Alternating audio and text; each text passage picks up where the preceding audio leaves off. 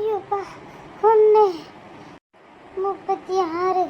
ஏ மீனா மீனா, இந்த கிழவி என்னத்துக்கு கூப்பிட்டு கிடக்குது? நான் மட்டும் ஏதாவது ஒரு வேலை செய்யலாம், இந்த கிழவிக்கு பொறுக்காது. மீனா கூப்பிடுறது காது கேட்கலையா?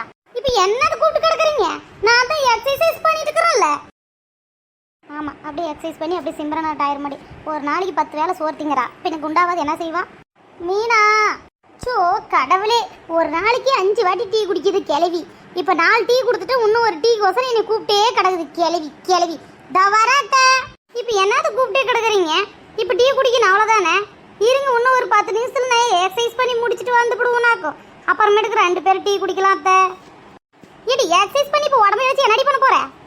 ஒன்றுங்க இல்லையா அத்தை, உங்கள் மகன் வந்து என் பிந்து கோஸு, அப்புறம் ரோலரு, அதுக்கப்புறம் அண்டாவுக்கு துணி போட்ட மாதிரின்னு சொல்கிறாங்க. அதனால ஒரு மாசத்துக்குள்ள உடம்பை இழைச்சி காட்டுறேன்னு உங்ககிட்ட சவால் போட்டிருக்கிறேன். நான் ஒரு ஐடியா சொல்லட்டுமா மீனா உடம்பை இழைக்கிறதுக்கு? சொல்லுங்க அத்தை, கேட்டுக்கிறேன். சரி, நான் கேட்குற கேள்விக்கு பதில் சொல்லு. ஒரு நாளைக்கு எத்தனை வாட்டி சாப்பிடுவேன்? ஒரு நாளைக்கு எப்படியும் குழம்பு நல்லா இருந்தா ஒரு 7 வாட்டி சாப்பிடுவேன் அத்தை.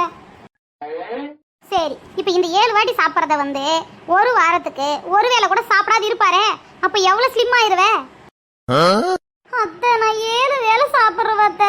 நீங்க 7 நாளைக்கு சாப்பிடவே கூடாதுன்னா எப்படி அத்தை? நான் செத்துருவனே.